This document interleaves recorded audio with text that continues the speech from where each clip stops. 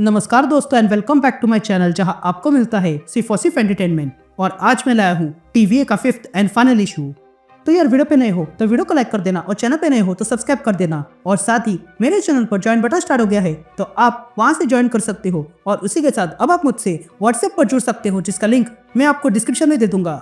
तो यार टीवी के पिछले इशू में आपने देखा कि अचानक से हर एक रियलिटी के लोग पागल हो रहे हैं और उन्हें टीवी दिखाई दे रहा है, इसलिए टीवी एक टीम बनाती है जो इस बात का पता कर सके।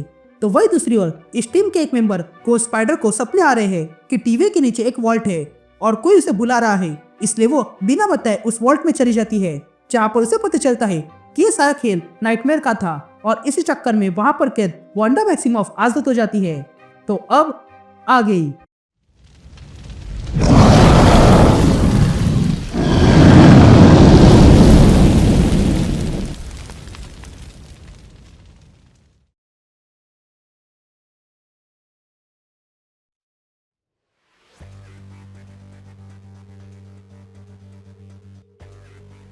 All right gang. तो इशू की शुरुआत में हम इंग्रिड को देखते हैं जिसे मिस मिनट ने बुलाया था। तभी इंग्रिड मिस मिनट से कहती है ये रात का समय है मिस मिनट, जिस पर मिस मिनट कहती है कि मैं टीवी के हार्ट के साथ चलना चाहती हूँ। जिस पर इंग्रिड कहती है तुम डेस्परेट हो रहे हो। जिस पर मिस मिनट कहती है मुझ पर एहसान करो और बताओ कि तुम यहाँ पर क्यों आई हो इंग्रिड। जिस पर इंग्रिड मिस मिनट से कहती है अगर मैं तुम्हें बता दूंगी तो क्या तुम मुझे अकेला छोड़ दोगी। जिस पर मिस मिनट हाँ कहती है। तभी इंग्रिड कहती है कि मेरा हमेशा से सपना था कि इन जैसे लोगों के साथ काम करूं। जिस पर मिस मिनट कहती है तुमने यहाँ पर काम कैसे चालू किया, क्या तुम यहाँ पर एनालिस्ट थी या हंटर या फिर किसी और टाइमलाइन से आई हो। और वैसे भी मैं जानती नहीं हूँ कि तुम यहाँ कहाँ से आई हो। ये कहते ही वहाँ जोरदार वाइब्रेशन होता है जिसके कारण वे दोनों डर गए थे। तभी मिस मिनट कहती है अब ये क्या था। जिस पर इंग्रिड कहती है ये जो कुछ भी था वो बहुत बुरा था। यासीन शिफ्ट होती है और हम टीवी के नीचे जो वॉल्ट है उसमें ग्वेन को देखते हैं जिसके सामने अब नाइटमेयर खड़ा था। और वो कहता है कि मुझे तुम्हें थैंक्स कहना चाहिए ग्वेन, तुम्हारे कारण ही मैं इस टीवी के रास्ते तक पहुंच चुका हूँ। तुम यहाँ गलती से आ गए पर मेरे लिए ये काम कर गया और मैं यहाँ आ गया। पर अब मैं तुमसे बाद में बात करूंगा, पहले मुझे एक और दोस्त को बाहर निकालना है। ये कहते हैं नाइटमेयर पास के चेंबर से वांडा को बाहर निकालता है और कहता है यह है स्कारलेट विच। मुझे तो लगा था कि माउंट वंडरकोर पे जो हुआ उसके बाद ये जीवित नहीं होगी, पर फिर मुझे पता चला कि टीवी भी मेरी तरह कमीनी है और उन्होंने एक ऐसी टाइमलाइन ढूंढ ली जिसमें चीजें कुछ अलग तरीके से हो गई। उस टाइमलाइन में पहाड़ गिर गया लेकिन तुम बच गई और फिर तुम्हें होल्ड पे रख दिया। तुम्हें भी वही रखा गया था जहाँ पर सबसे ताकतवर बिंग्स को रखा गया है, पर अब मैंने तुम्हें आजाद कर दिया है और अब हम मिलकर इन सारे टाइमलाइंस पर कहर बरसाएंगे। ये सुनते ही वांडा को गुस्सा आता है और वो अपनी पावर का यूज करते हुए नाइटमेयर को दूर फेंकती है और कहती है अपना मुंह बंद रखो। और फिर ग्वेन की तरफ मुड़ती है और कहती है तुमने मुझे जगाया, उसने नहीं, और मुझे झूठे लोग पसंद नहीं है। जिस पर ग्वेन वांडा से कहती है देखो ये नाइटमेयर ने मुझे फंसा कर यहाँ लाया। जिस पर वांडा कहती है हाँ मैं जानती हूँ, मुझे कभी कोई कैद नहीं कर सकता है। ये बात टीवी को जाननी चाहिए। उन्होंने मेरी पावर्स बंद कर दी पर मेरी कॉन्शियसनेस को बंद नहीं कर पाए। मैं कमजोर हो गई थी पर मैं बेहोश नहीं थी। जिस पर ग्वेन कहती है देखो मुझे माफ करना, मैं नहीं जानती थी कि यहाँ पर क्या हुआ है और ना ही मेरे दोस्त जानते हैं, पर यहाँ इस जगह पर बहुत सारी जॉब है जिसे मुझे ढूंढना है और इसलिए मैंने तुम्हें बाहर निकाला। मैं नहीं जानती हूँ कि तुमने इससे पहले क्या किया, पर तुम अब अच्छा रास्ता अपना सकती हो। जिस पर वांडा ग्वेन से पूछती है क्या तुम टीवी से हो। जिस पर ग्वेन कहती है नहीं मैं फ्रीलांसर हूँ। जिस पर वांडा कहती है तुम्हारी बातों से ऐसा लग रहा है कि तुम भी उनमें से एक हो और ये वही लोग हैं जिन्होंने मुझे ठीक करना चाहा। लेकिन तभी उन दोनों के बीच नाइटमेयर आता है और वहां पर बड़ा धमाका करता है जिसके कारण ग्वेन पीछे गिर गई थी, लेकिन वांडा अपने आप को बचा लेती है। ये वही धमाका है जिसकी गूंज बाहर इंग्रिड और मिस मिनट को सुनाई दी थी। यहाँ इतने बड़े धमाके से ग्वेन सीधा उड़कर वर्ल्ड के बाहर आके गिरती है जहाँ पर इंग्रिड आ चुकी थी और वो वहां आते ही ग्वेन को अपने साथ ले जाती है।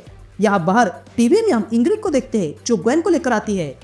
तभी ग्वेन सबसे कहती है ये लोकी नहीं है बल्कि नाइटमेयर है और तुम सही थे मॉर्बियस, मैं स्टूपिड हूँ।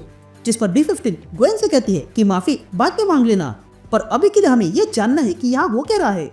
तभी ग्वेन कहती है कि यहाँ सिर्फ नाइटमेयर ही नहीं है बल्कि और भी लोग बंद है, ऐसे लोग जो लोगों को लगता है कि मर चुके हैं वो भी यहाँ पर है।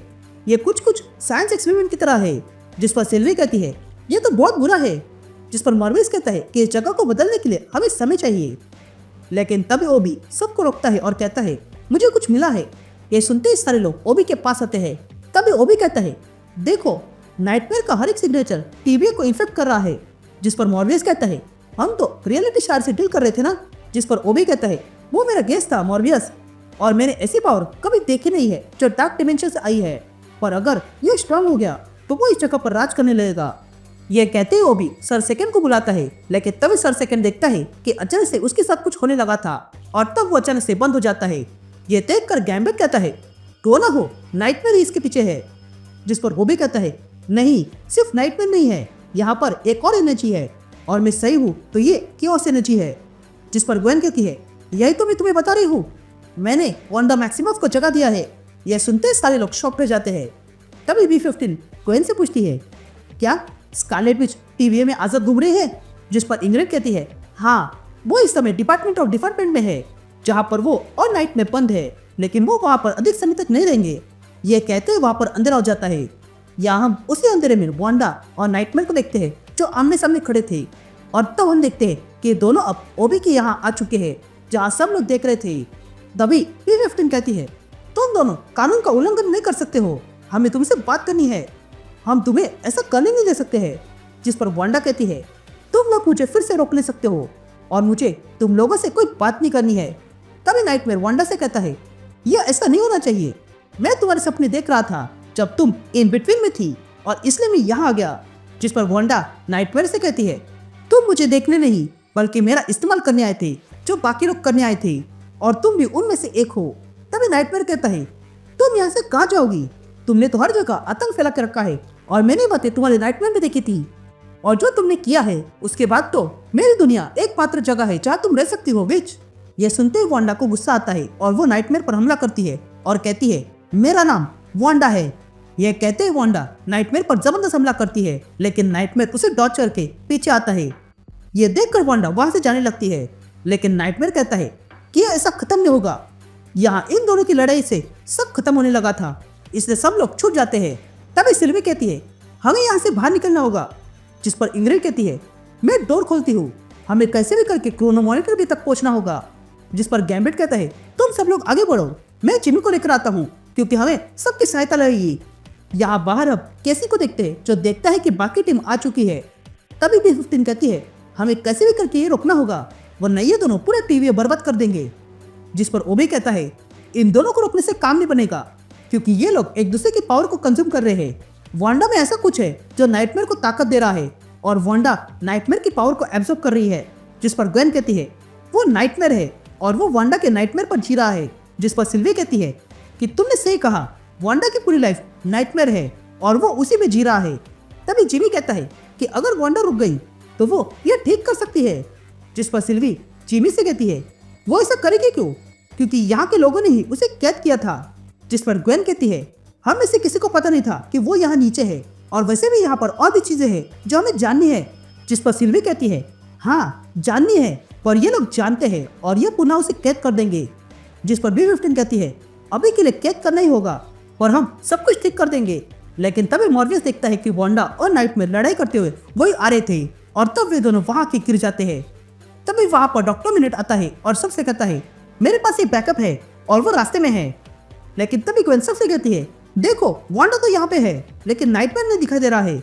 जिस पर मॉर्बियस कहता है यही समय है, ये लोग अलग हो गए हैं। ये सुनते ही B-15 तुरंत अपना टेम्पैड निकालती है और ग्वेन से कहती है ग्वेन मैंने तुम्हें कोऑर्डिनेट्स भेजे हैं ताकि तुम डिपार्टमेंट में क्रायोपोड खोल सको, तो जल्दी वो खोलो ताकि वो वहां फंस सके। हमारे हंटर्स वहीं पर है, वो आगे संभाल लेंगे। लेकिन तभी मॉर्बियस ये देखकर चुप रह जाता है और तब आता है इस कहानी में एक नया ट्विस्ट। इंग्रिड आगे आती है और कहती है तुम सही थे मॉर्बियस, ये मेरा चांस है। ये कहते ही इंग्रिड उस धुएं के अंदर चली जाती है और बाहर नाइटमेयर की बेटी ड्रीम क्वीन बन के आती है और नाइटमेयर से कहती है हेलो डैड। यहाँ हम ग्वेन और सिल्वी को देखते हैं जो वांडा के पास आते हैं। तभी वांडा इन दोनों से कहती है क्या तुम्हें पता है मेरा क्राइम क्या है? हमने भी कुछ ऐसी चीजें की है जिसके लिए हम शर्मिंदा है। तुम्हारे कई सारे वेरिएंट्स होंगे जो हीरोज है और कुछ तो विलन्स होंगे। जिस पर वांडा ग्वेन से पूछती है तुम जानना चाहते हो मैं क्या हूँ? जिस पर ग्वेन कहती है मैं तो बस ये जानना चाहती हूँ कि तुम डेंजरस हो या नहीं। जिस पर वांडा कहती है ये लोग हमेशा से मुझे डेंजरस कहते हुए आ रहे हैं। जब मेरा भाई सोकोविया के बाद किसी प्रोटेस्टर के हाथों मारा गया तब मैंने एवेंजर्स ज्वाइन कर लिया ताकि मैं दिखा सकूं कि मैं विलन नहीं हूँ, पर मैंने वो भी गलत किया, बल्कि मैं तो गलत जगह मर गई और इसलिए मैं यहाँ हूँ। पर तुम जानना चाहते हो कि जब मैं इन बिटवीन में थी तब मैंने क्या देखा? मैंने देखा कि डॉक्टर स्ट्रेंज ने पूरी दुनिया से एक टीनेजर की यादें मिटा दी है ताकि वो कॉलेज जा सके।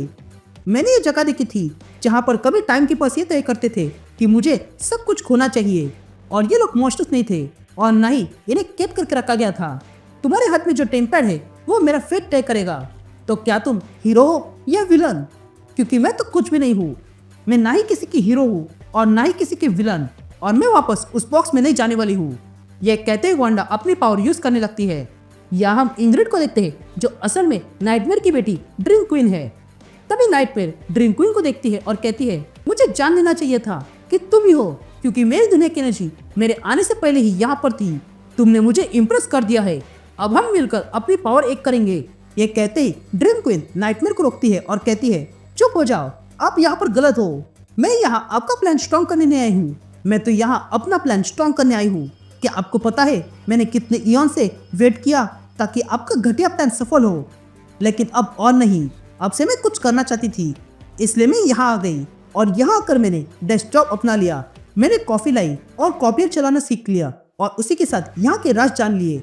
लेकिन फिर आप फुदक कर यहाँ आ गए, वो भी वही एनर्जी सिग्नेचर लेकर जो मेरी है, जिसके कारण मैं खतरे में आ गई। और अगर ओबी को पता चलता तो वो मुझे ढूंढ लेता, इसलिए मैंने ही ये पागलपन लोगों के बीच फैला दिया ताकि टीवी इसमें बिजी हो जाए और सारा दिन मुझसे हटकर वही चला जाए। लेकिन आपने ग्वेन के सपने में आकर फिर से भसड़ मचा दी, जिसके कारण ये सब कुछ हो गया और इसलिए मुझे अपने असली रूप में आना पड़ा।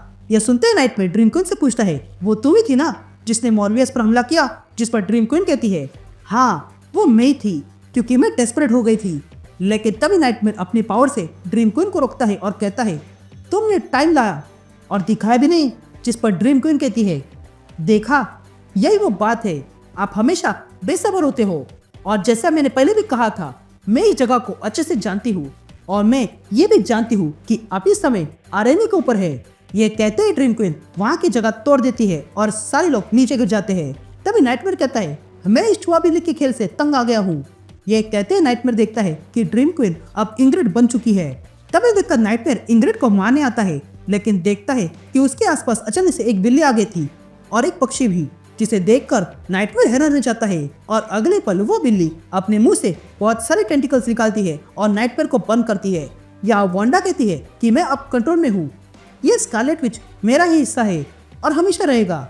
मैं ये बात जानती हूँ कि टीवी ने एक बार तय किया, उसके बाद तर्क करने का कोई मतलब नहीं होता है। जिस पर ग्वेन कहती है, मैं तुम्हें लोगों को चोट नहीं पहुंचाने दे सकती हूँ, इसलिए तुम्हें वापस जाना होगा क्योंकि तुम बहुत पावरफुल हो। ये कहते ही ग्वेन टेम्पैड चालू करने लगती है, लेकिन तभी ग्वेन को सिल्वी रोकती है और कहती है, हमें इसे जाने देना होगा।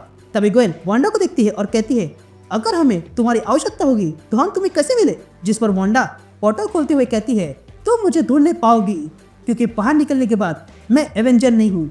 ये कहते हुए वांडा वहाँ से चली जाती है।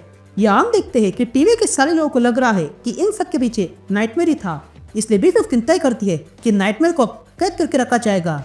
लेकिन जाने से पहले मॉर्वियस B-15 से कहता है, यह कोई लक नहीं था। जिस पर B-15 पूछती है, तुम कहना क्या चाहते हो? जिस पर मॉर्वियस कहता है, मैं तुम्हें बाद में बताऊंगा।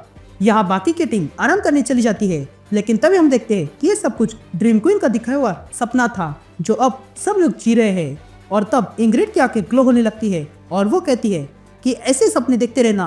एंड दैट्स इट, ये सीरीज यहीं पर खत्म होती है। उम्मीद करता हूँ कि आपको ये सीरीज पसंद आई होगी, और अगर पसंद आई है तो वीडियो को लाइक कर देना और चैनल पे नए हो तो सब्सक्राइब कर देना। अब मैं मिलता हूँ आपसे एक नए वीडियो में, तब तक के लिए गुड बाय।